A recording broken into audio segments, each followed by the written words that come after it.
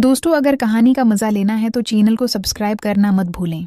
हमारे पड़ोस में एक बहुत खूबसूरत आंटी आकर रहने लगे। वो बहुत हुसैन और खुश मिजाज खातून थीं। दिल की भी बहुत अच्छी थीं। जब भी मैं उन्हें देखता तो दिल की धड़कनें जैसे रकसी जाते। आंटी का शौहर कई सालों से बीरोन मुल्क रहता था, इसीलिए वो हमेशा बहुत उदास रहती थीं। लेकिन उस वक्त मेरी हैरत की अंतः न रही जब अगले दिन मैं गली से गुजर रहा था तो उन्होंने मुझे किसी काम से अपने घर बुलाया। जब मैं घर में दाखिल हुआ तो उन्होंने खुद ही मुझे अपने मुसलसल 4 घंटे, मेरा नाम शाहीन है, मेरी उम्र 16 साल है, हमारे पड़ोसी वाले घर, एक खूबसूरत आंटी हमारे घर आकर रहने लगें, जिनका शौहर अक्सर बीरोन मुल्क ही होता था। इसी वजह से वो आंटी बेचारी घर में अकेली रहती थी। एक दफ़ा ऐसा हुआ कि इस आंटी ने मुझे अपने घर किसी काम के लिए बुलाया।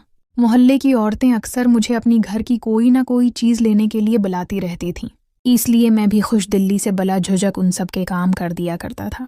यही वजह थी कि जब भी मैं घर से निकलता तो हर घर से यही आवाज़ आती, शाहीन ज़रा उधर आना, हमें दुकान से थोड़ा सा सामान तो ले आओ। मोहल्ले वालों के सारे अहकामात पूरे होना पड़ते थे, लेकर आना। अब मैं भी इस चीज़ का आदी हो चुका था, इसीलिए खुश दिल्ली से उनके काम कर देता था। वैसे वो काम करवा के मुझे कुछ पैसे भी दे देते थे, जिससे मेरी थोड़ी बहुत जेब खर्च होती थी, और यूँ मुझे भी इन सब के काम करते हुए वैसा महसूस ना होता, क्योंकि ये आंटी मेरी हमसाया थी। उस लिहाज से उनका हक तो हम पर बाकियों के मुकाबले में ज़्यादा था, इसीलिए मैं उनकी बात सुनने के लिए चल पड़ा। वो आंटी अपने घर के दरवाजे पर खड़ी थी। उन्होंने मुझे करीब आने का इशारा किया तो मैं उनके पास जाकर खड़ा हो गया। वो मुझसे कहने लगे, शाहीन, क्या तुम मुझे किराए पर DVD दे दोगे? ये सुनकर मैं हैरान रह गया। मैं उनकी तरफ हैरत से देखने लगा। आंटी ने बताया कि उनके किसी रिश्तेदार की शादी की वीडियो आई है और वो देखनी है, तो मैं कहीं से DVD ले आऊं। मैंने हचकचाहट महसूस की क्योंकि वीडियो सेंटर वाले आजकल किराए पर कुछ नहीं दे रहे थे। लेकिन फिर मैंने सोचा कि आंटी ने पहली बार मुझे कोई काम दिया है, अगर मैंने ये काम करने से इनकार कर दिया तो कहीं आंटी को बुरा ना लग जाए। इसलिए मैंने वादा कर लिया कि मैं उनके लिए DVD प्लेयर ज़रूर ले आऊँगा। उस वक्त दोपहर का वक्त था, इसलिए मैं घर चला गया। लेकिन जैसे ही शाम हुई मैं अपने मोहल्ले की वीडियो सेंटर पर चला गया। ये दुकान मेरे एक दोस्त की थी, इसीलिए दोस्त ने मेरी दमानत पर DVD प्लेयर दे दिया और साथ में शर्त भी रखी कि वापसी भी तुम ही लेकर आओगे। मैंने उसकी बात मान ली और आंटी के लिए DVD प्लेयर ले आया।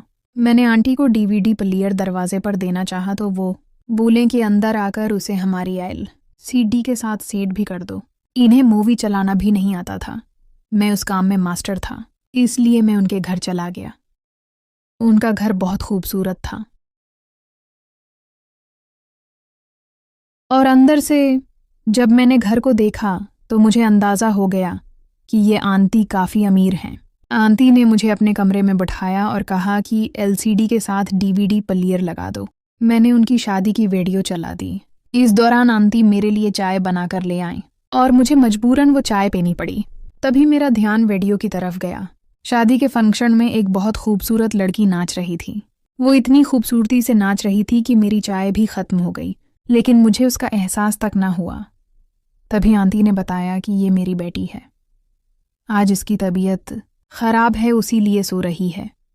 ये सुनकर मैं उठ खड़ा हुआ और अपने घर आ गया। घर आकर मेरा सारा ध्यान आंटी की बेटी पर ही था। वो मुझे अच्छी लगने लगी। अगले दिन आंटी ने मुझे ड्यूड प्लेयर दरवाजे पर ही दे दिया, अंदर आने को नहीं कहा। ये सुनकर मैं मायूस हो गया क्योंकि मैं शायद मौके की तलाश में था कि कब वो आंटी घर बुलाए और मैं उसकी खूबसूरत बेटी को देख सकूं। पता नहीं उसे देखकर मैं क्यों बेचैन सा हो गया था। आखिर कई दिनों के बाद एक बार फिर आंटी को मुझसे काम पड़ गया। आंटी ने मुझे आवाज़ दी और कहा, बेटा, हमारी मशीन ख़राब हो गई है, घर आकर ज़रा चेक कर देना। मैं जल्दी से घर के अंदर चला गया।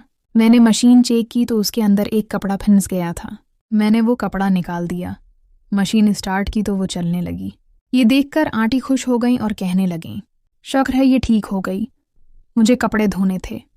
फिर कहने लगें, मेरी बेटी के उठने का वक्त हो गया है। मैं जाने लगा तो आंटी ने मुझे कुर्सी पर बैठने को कहा। अरे बेटा, मैं तुम्हारे लिए कुछ खाने को लाती हूँ। इसी दौरान आंटी मेरे लिए कुछ बिस्कुट और चाय लेकर आईं। मुझे ख्याल आया कि आंटी की बेटी भी घर में रहती है, लेकिन अभी तक मैंने उसे देखा नहीं।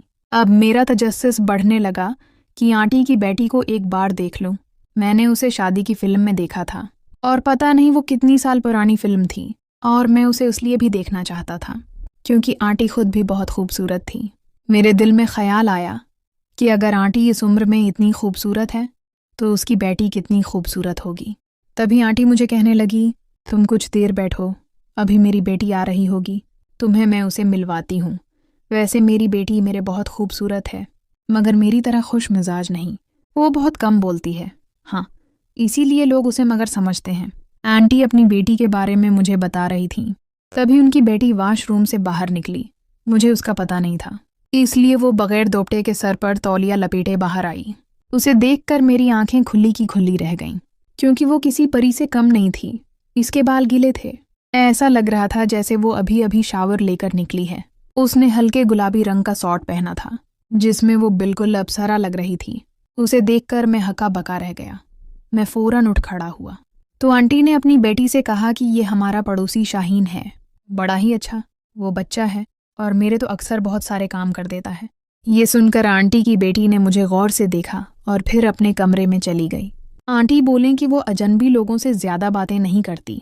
मेरी बेटी ने छोटी उम्र में बहुत बड़े दुख देखे हैं। फिर बातों बातों में मैंने उनके शोहर के बारे में पूछा। इस सवाल पर वो थोड़ी सी परेशान हो गई। उन्होंने एक लंबी आह भरी, कहा कि पिछले 11 साल से कनाडा में मुकीम हैं, लेकिन पाकिस्तान भी नहीं आए। वो इतने पैसे भेजते थे कि हमें किसी चीज़ की कमी नहीं थी, लेकिन मेरी सिर्फ एक ही बेटी है, शोहर भी घर से दूर है, इसीलिए घर में मर्द की बहुत कमी महसूस होती है। काश हमारे घर में भी कोई मर्द होता जो हमारे सारे काम कर देता। ये कहते हुए उनके चेहरे पर एक अजीब सी बेचैनी थी। पता नहीं क्यों मुझे इस वक्त उन पर बहुत तरस आया। मैं उनके जज्बात को महसूस कर सकता था, इसीलिए मैंने उनसे कहा कि फिक्र मत करें, आपको जो भी किसी काम की ज़रूरत हो फ़ौरन मुझे बुला लेना, मैं आपका हर काम कर दूंगा।